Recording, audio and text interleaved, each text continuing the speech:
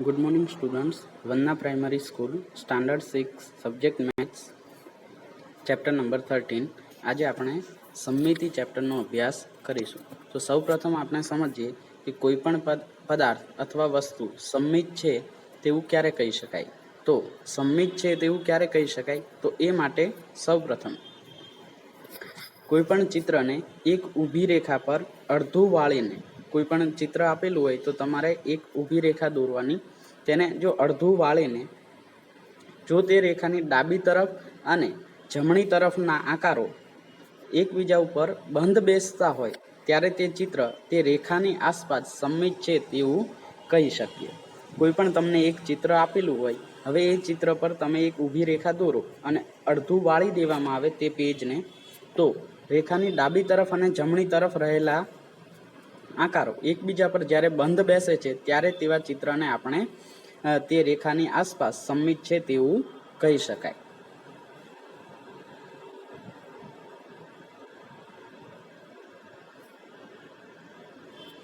જો રેખાથી ચિત્રને વાળીએ તો તે રેખાને ચિત્રની સમમિતિની રેખા કહે છે. જે રેખાથી ચિત્રને વાળવામાં આવે છે તે રેખાને કયા નામથી ઓળખવામાં આવે છે? સમમિતિની રેખા તરીકે ઓળખવામાં આવે છે. આપેલા આકૃતિઓમાં તાજમહેલ અને તમિલનાડુનું થિરુવંતમલાઈનું ચિત્ર આપેલું છે. હવે જ્યારે આપણે આ ચિત્રમાં બરાબર વચ્ચેના ભાગથી એક રેખા દોરવામાં આવે છે ત્યારે ચિત્રની ડાબી તરફનો ભાગ તેના જમણી તરફના ભાગ સાથે બરાબર બંધ બેસતો જોવા મળે છે. તેથી કહી શકાય કે આપેલ ચિત્ર જે છે તે સમમિતિ ધરાવે છે અથવા તે સમમિત છે અને આ લાઈનને સમમિતિની રેખા તરીકે ઓળખવામાં આવે છે. તે જ પ્રમાણે બીજા ચિત્રમાં પણ જો વચ્ચેથી એક રેખા દોરવામાં આવે તો ચિત્રની ડાબી તરફનો ભાગ તેના જમણી તરફના ભાગની સાથે બંધ બેસતો જોવા મળે છે.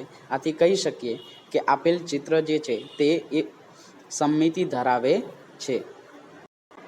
હવે આપણે સમમિતિની બે રેખાઓ ધરાવતી આકૃતિઓનો અભ્યાસ કરીશું. સમમિતિની બે રેખાઓ ધરાવતી હોય તેવી આકૃતિઓ. તો સૌ પ્રથમ એક આકૃતિ આપેલી છે પતંગ. હવે પતંગમાં જ્યારે ઊભી રેખા દોરવામાં આવે છે ત્યારે તેની ડાબી તરફનો ભાગ અને તેની જમણી તરફનો ભાગ બંને એકબીજા પર બંધ બેસતા જોવા મળે છે. તો સમમિતિની એક રેખા જે છે આ ઉર્ધ્વ દિશામાં દોરેલી રેખા થશે.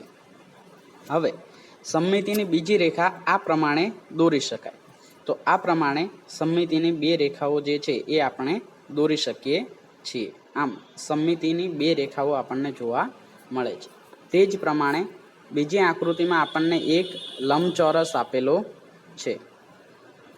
તો લંબચોરસમાં જ્યારે એક ઊભી રેખા દોરવામાં આવે છે ત્યારે તેની ડાબી તરફનો ભાગ તેના જમણી તરફના ભાગ સાથે બંધ બેસતો જોવા મળે છે.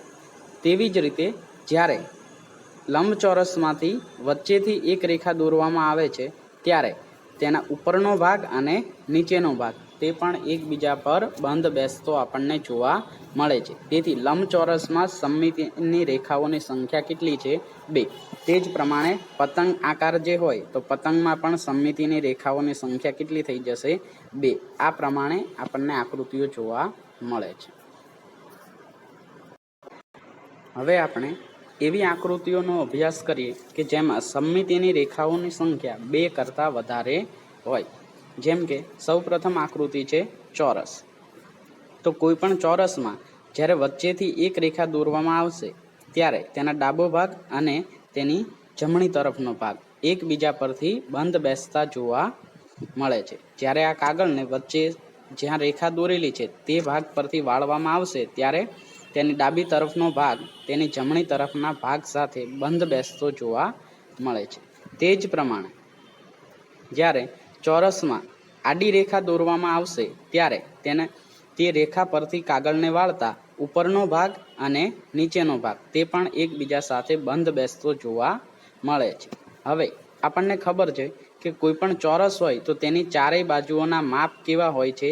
એક સમાન હોય છે. તેથી જ્યારે આ પ્રમાણે વિકર્ણ દોરવામાં આવશે ત્યારે પણ તેના ઉપરનો ભાગ અને નીચેનો ભાગ બંને તરફના ભાગ એકબીજા પર તે રેખા પરથી વાળતા બંધ બેસતા જોવા મળે છે. તે જ પ્રમાણે જ્યારે આ પ્રમાણેની રેખા દોરવામાં આવશે ત્યારે તેના ડાબી તરફનો ભાગ અને જમણી તરફનો ભાગ એ પણ એકબીજાથી બંધ બેસતા જોવા મળશે. આમ ચોરસમાં કુલ 4 સમમિતિની રેખાઓ આપણને જોવા મળે છે. જેમ કે કોઈ ચોરસ આકૃતિ આપેલી હોય તો તેના માટેની સમમિતિની રેખાઓ આ પ્રમાણે દોરી શકાય. તો આમ ચોરસ માટેની સમમિતિની કુલ 4 રેખાઓ આપણે દોરી શકીએ છીએ. હવે સમબાજુ ત્રિકોણ માટેની સમમિતિની રેખાઓ. સમબાજુ ત્રિકોણ જે છે તેની વ્યાખ્યા પ્રમાણે આપણે સમજી શકીએ છીએ કે તેની બાજુઓના માપ કેવા હોય છે? સમાન. તેવા જે ત્રિકોણની ત્રણેય બાજુઓના માપ એક સમાન હોય તેવા ત્રિકોણને શું કહે છે? સમબાજુ ત્રિકોણ તરીકે ઓળખવામાં આવે છે. હવે સમબાજુ ત્રિકોણ માટે એક સમમિતિની રેખા આ પ્રમાણેની દોરી શકાય. તો સમમિતિની રેખાની ડાબી તરફનો ભાગ તેની જમણી તરફના ભાગ સાથે બંધ બેસતો જોવા મળે છે. તેથી એક સમમિતિની રેખા આ પ્રમાણેની મળશે.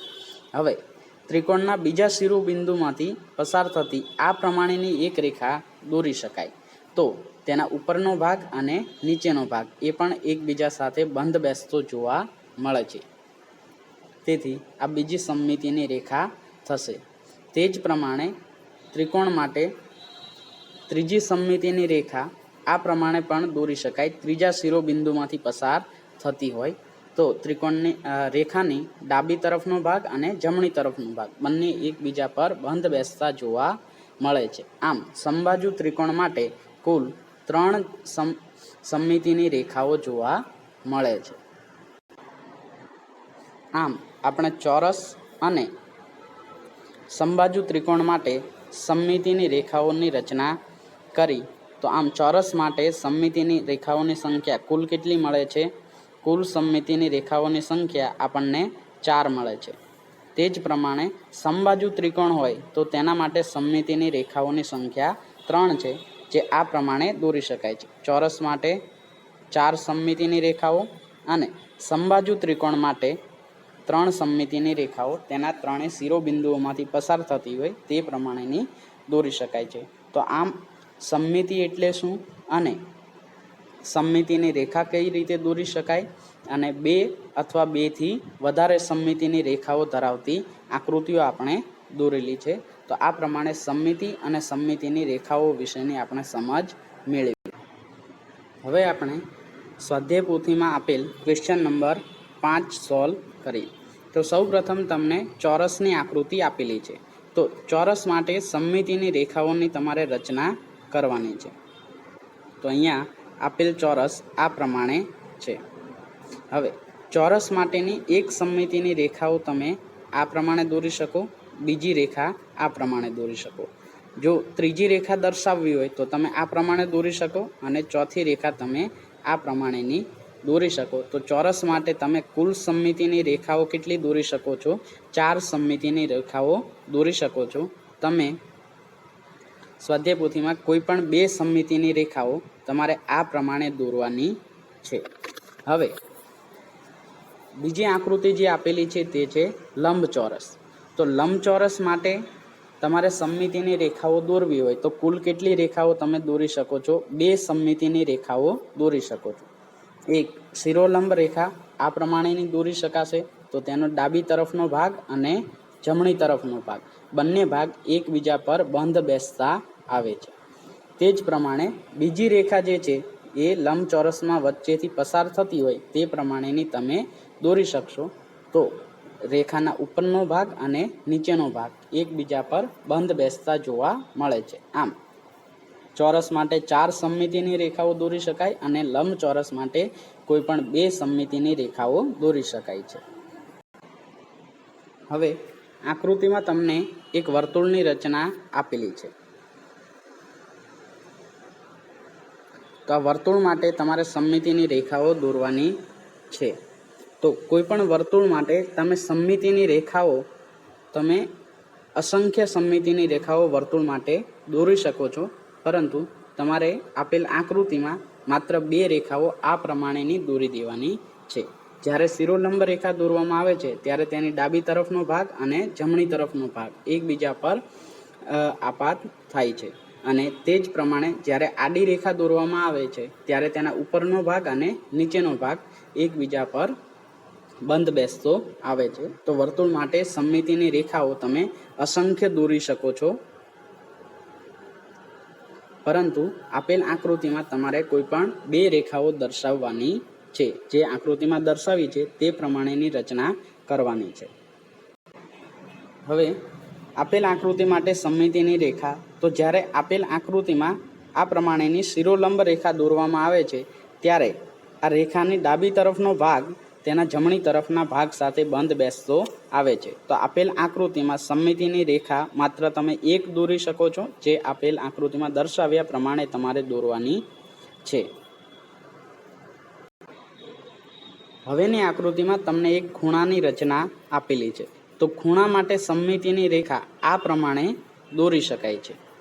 જ્યારે આ પ્રમાણે રેખા દોરવામાં આવે છે ત્યારે રેખાની ઉપરનો ભાગ તેના નીચેના ભાગ સાથે જ્યારે આપેલ રેખા પરથી આકૃતિને વાળવામાં આવે ત્યારે બંધ બેસતો આવે છે. તેથી ખૂણા માટે સમમિતિની રેખાની સંખ્યા કેટલી છે? 1, જે તમે આકૃતિમાં દર્શાવી છે તે પ્રમાણે દોરી શકો છો. હવે પછીની આકૃતિ માટે તમારે સમમિતિની રેખાની રચના કરવાની છે. તો સમમિતિની રેખાની રચના આપેલ આકૃતિમાં આ પ્રમાણે કરી શકાય. જ્યારે શિરોલંબ રેખા તમે દોરો છો ત્યારે તેની ડાબી તરફનો ભાગ તેના જમણી તરફના ભાગ સાથે રેખા પરથી આકૃતિને વાળતા બંધ બેસતો આવે છે. તે જ પ્રમાણે બીજી રેખા આ પ્રમાણે દોરી શકાય. તો તેના ઉપરનો ભાગ નીચેના ભાગ સાથે બંધ બેસતો આવે છે. ત્રીજી રેખા તમારે દોરવી હોય તો આ પ્રમાણે દોરી શકો છો. ચોથી રેખા સમમિતિની આ પ્રમાણે દોરી શકાય છે. તે જ રીતે પાંચમી રેખા તમે આ પ્રમાણે દોરી શકો છો. છઠ્ઠી રેખા આ પ્રમાણે તમે રચના કરી શકો છો. આમ તમે સમમિતિની રેખાઓ જે છે તેની રચનાઓ કરી શકો છો. કોઈ પણ બિંદુમાંથી પસાર થતી સમમિતિની રેખાઓ રચી શકાય છે, પરંતુ તમારે આપેલ આકૃતિમાં માત્ર 2 સમમિતિની રેખાઓની રચના આ પ્રમાણે કરવાની છે. તો આ પ્રમાણે તમે અલગ અલગ સમમિતિની રેખાઓની રચના કરી શકો છો. તો આ ક્વેશ્ચન તમારે સ્વાધ્યાય પોથીમાં પૂર્ણ કરવાનો છે. હવે ક્વેશ્ચન નંબર 6. આપેલ આકૃતિઓ માટે સમમિતિની રેખા દોરો અને રેખાઓ કેટલી છે તેની સંખ્યા જણાવો. તો આપેલ આકૃતિમાં સૌપ્રથમ આકૃતિ માટે એક સમમિતિની રેખા તમે આ પ્રમાણે શિરોલંબ રેખા દોરી શકો છો. તો તેનો ડાબો ભાગ અને જમણો ભાગ એકબીજા પર બંધ બેસતો આવે છે. તે જ પ્રમાણે બીજી રેખા તમે આ પ્રમાણે દોરી શકો છો. તો ઉપરનો ભાગ અને નીચેનો ભાગ એકબીજાની સાથે બંધ બેસતો આવે છે. તેથી કહી શકાય કે આપેલ આકૃતિમાં સમમિતિની રેખાઓની સંખ્યા કેટલી છે? 2, જે તમારે આ પ્રમાણે લખવાનું છે. બીજી આકૃતિ માટે તો એક સમમિતિની રેખા તમે આ પ્રમાણે શિરોલંબ દોરી શકો છો. તો તમે જોઈ શકો છો કે ડાબી તરફનો જે ભાગ છે તે જમણી તરફના ભાગ સાથે રેખા પર બંધ બેસતો આવે છે. તે જ પ્રમાણે બીજી રેખાની રચના કરવી હોય તો તમે આ પ્રમાણેની રચના કરી શકો છો, જેમાં ઉપરનો ભાગ તેને આકૃતિના નીચેના ભાગ સાથે બંધ બેસતો ગોઠવાય છે. તેથી સમમિતિની રેખાઓની સંખ્યા આપેલ આકૃતિ માટે કેટલી થશે? 2. થર્ડ ફિગર માટે તો આપેલ આકાર માટે સમમિતિની રેખા દોરવી હોય તો તમે શિરોલંબ રેખા દોરી શકો છો. તો તમે જોઈ શકો છો કે આપેલ આકૃતિમાં ડાબો ભાગ અને જમણો ભાગ જે છે તેના સાથે બંધ બેસતો આવે છે. જેથી આપેલ આકૃતિને સમમિતિની રેખાઓની સંખ્યા કેટલી છે? 1. અહીંયા તમે નોટિસ કરો કે જ્યારે આડી રેખા દોરવામાં આવે છે ત્યારે તેનો ઉપરનો ભાગ તેના નીચેના ભાગ સાથે બંધ બેસતો નથી, જેથી બીજી રેખા દોરી શકાય નહીં. હવે આકૃતિ 4.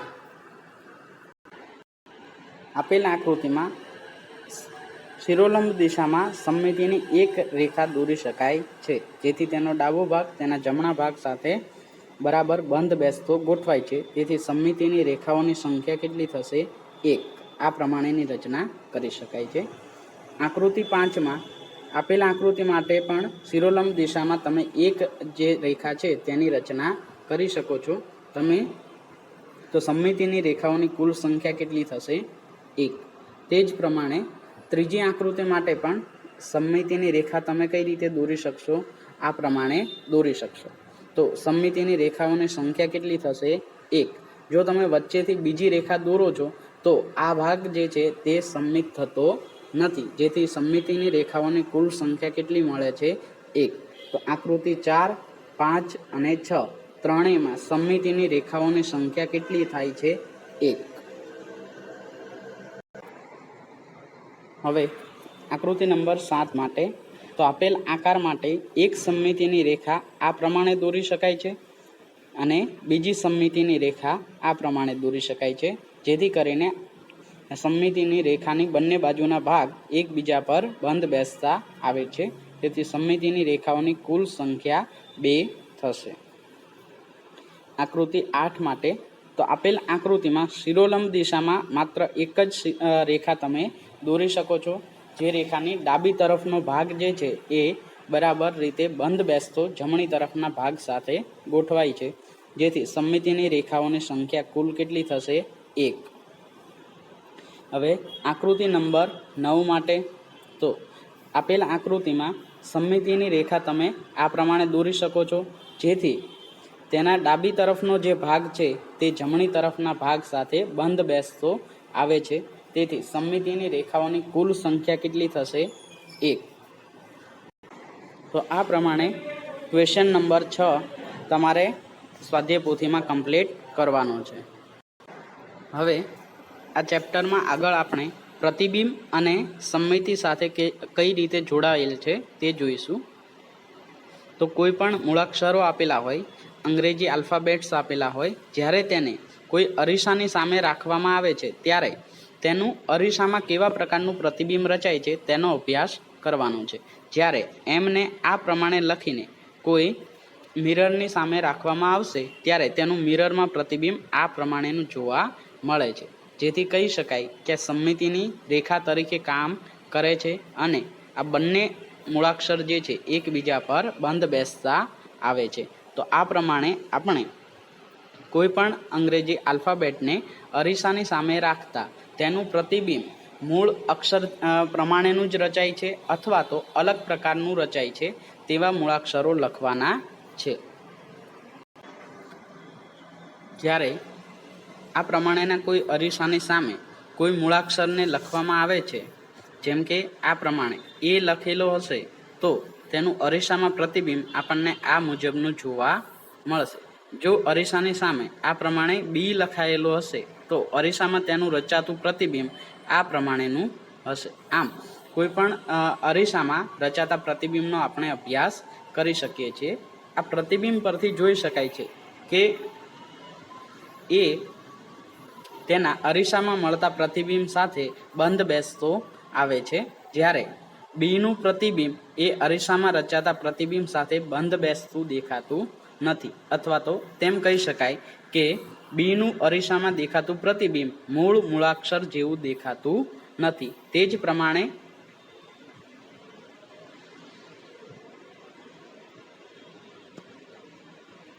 હવે આપણે એવા કુલ 6 મૂળાક્ષરો લખવાના છે ક્વેશ્ચન નંબર 7માં કે જે અરીસામાં તેના પ્રતિબિંબ જોવામાં આવે તો મૂળ મૂળાક્ષર પ્રમાણેના દેખાતા હોય.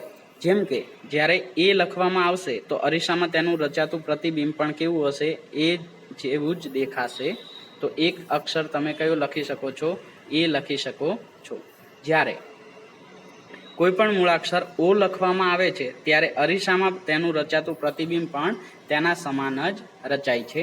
તેવી જ રીતે જ્યારે કોઈ અરીસાની સામે એમ લખેલો હશે તો અરીસામાં પણ તેનું પ્રતિબિંબ તે જ પ્રમાણેનું દેખાય છે. હવે આપણે એચ લખેલો હોય તો અરીસામાં પણ તેનું પ્રતિબિંબ તેની સાથે બંધ બેસતું હોય તે પ્રકારનું દેખાય છે. નેક્સ્ટ આપણે જો આઈ લખીએ તો અરીસામાં પણ તેનું પ્રતિબિંબ મૂળ મૂળાક્ષર એટલે આઈના પર બંધ બેસે તે પ્રમાણેનું દેખાશે. તેવી જ રીતે જો વી લખેલો હશે તો તેનું પ્રતિબિંબ પણ વી પ્રમાણેનું જ દેખાશે. હવે આ જ પ્રમાણે બીજા પણ મૂળાક્ષરો તમે લખી શકો છો, જેમ કે એક્સ. જો એક્સ લખવામાં આવે તો તેનું પ્રતિબિંબ પણ એ મૂળ મૂળાક્ષર સાથે બંધ બેસતું હોય તે પ્રકારનું જ દેખાય છે. તો આ પ્રમાણે તમારે અન્ય મૂળાક્ષરો લખવાના છે. હવે સ્વાધ્યાય પોથી ક્વેશ્ચન નંબર 7. તો જેના અંગ્રેજી મૂળાક્ષરોના પ્રતિબિંબ મૂળ મૂળાક્ષર જેવા દેખાતા હોય તેવા 6 આલ્ફાબેટ તમારે લખવાના છે. તો હમણાં તમે દેખ્યું એ પ્રમાણે A, O, M, H, I, V આ પ્રમાણેના મૂળાક્ષરોના પ્રતિબિંબ તમે અરીસામાં જોશો તો તમને મૂળ મૂળાક્ષર જેવા જ દેખાશે. તો આ તમારે ક્વેશ્ચનના આન્સર વર્કબુકમાં લખવાનો છે. હવે ક્વેશ્ચન નંબર 8. ક્વેશ્ચન નંબર 8માં તમને શું પૂછવામાં આવ્યું છે કે જેના અંગ્રેજી મૂળાક્ષરોના અરીસામાં રચાતા પ્રતિબિંબ મૂળ મૂળાક્ષર જેવા દેખાતા નથી. તો જે અક્ષરોના પ્રતિબિંબ મૂળ આલ્ફાબેટ જેવા નથી દેખાતા તેવા 6 આલ્ફાબેટ તમારે લખવાના. જેમ કે બી, તેનું પ્રતિબિંબ અરીસામાં આ પ્રમાણેનું રચાય છે, જે એકબીજા સાથે બંધ બેસતું નથી. તે જ પ્રમાણે એફ, જ્યારે એફનું પ્રતિબિંબ રચવામાં આવે છે ત્યારે આ પ્રમાણેનું રચાય છે, જેથી કહી શકાય કે તે તેની સાથે બંધ બેસતું નથી.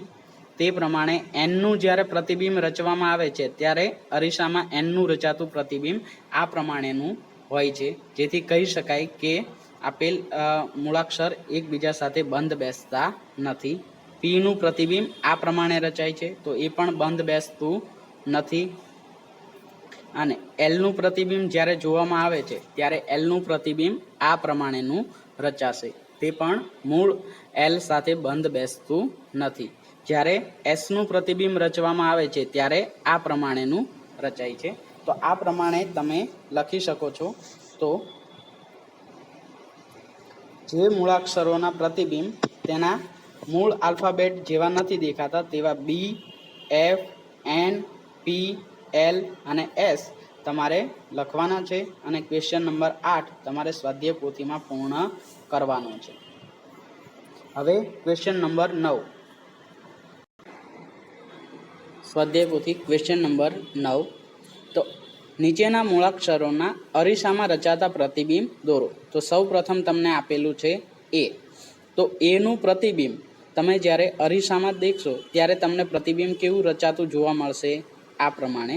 તો આ પ્રમાણે તમારે એની બાજુમાં જ્યાં જગ્યા આપેલી છે ત્યાં એની રચના કરવાની છે. હવે તેવી જ રીતે એલ. તો એલનું અરીસામાં રચાતું પ્રતિબિંબ આ પ્રમાણેનું રચાશે. તો બાજુમાં તમારે એલની આ પ્રમાણેની તેનું પ્રતિબિંબ અરીસામાં જે જોવા મળે છે તે પ્રમાણેની રચના કરવાની છે. તેવી જ રીતે એક્સ. તો એક્સનું પ્રતિબિંબ એક્સના જેવું જ મળે છે, તો બંધ બેસતું પ્રતિબિંબ આ પ્રમાણે તમારે બાજુમાં આપેલી જગ્યામાં દોરવાનું છે. એ જ પ્રમાણે પીનું પ્રતિબિંબ. તો પીનું પ્રતિબિંબ કેવું જોવા મળશે? આ પ્રમાણે અરીસામાં તેનું પ્રતિબિંબ રચાશે. તો સ્વાધ્યાય પોથીમાં ક્વેશ્ચન નંબર 9માં તમારે આલ્ફાબેટની બાજુમાં જ્યાં જગ્યા આપેલી છે ત્યાં તમારે તે આલ્ફાબેટના અરીસામાં જે પ્રકારના પ્રતિબિંબ જોવા મળે છે તેવા પ્રકારના પ્રતિબિંબની રચના કરવાની છે. તો તમારે હોમવર્કમાં સ્વાધ્યાય પોથીના ક્વેશ્ચન નંબર 5, 6, 7, 8 અને 9 આ 5 ક્વેશ્ચન તમારે પૂર્ણ કરવાના છે. તો આમ આજના લેક્ચરમાં આપણે સમમિતિ એટલે શું, સમમિતિની રેખા કઈ રીતે દોરી શકાય, કોઈ આકૃતિ માટે 2 સમમિતિની રેખાઓ કેવી રીતે દોરી શકાય, અથવા 2 થી વધારે સમમિતિની રેખાઓ કેવી રીતે દોરી શકાય, અથવા તમને કોઈ આકાર આપેલો હોય તો તેના માટે સમમિતિની રેખાઓ દોરવી અને તેની સંખ્યા લખવી, અને કોઈ પણ આલ્ફાબેટના અરીસામાં તેના સાથે બંધ બેસતા હોય એટલે કે મૂળ આલ્ફાબેટ જેવા પ્રતિબિંબ અથવા તેની સાથે બંધ ના બેસતા હોય તેવા પ્રતિબિંબ કઈ રીતે મેળવી શકાય તે પ્રમાણેની આપણે શીખ્યા. તો આજે તમારે ક્વેશ્ચન નંબર 5, 6, 7, 8 અને 9 તમારે સ્વાધ્યાય પોથીમાં પૂર્ણ કરવાના છે.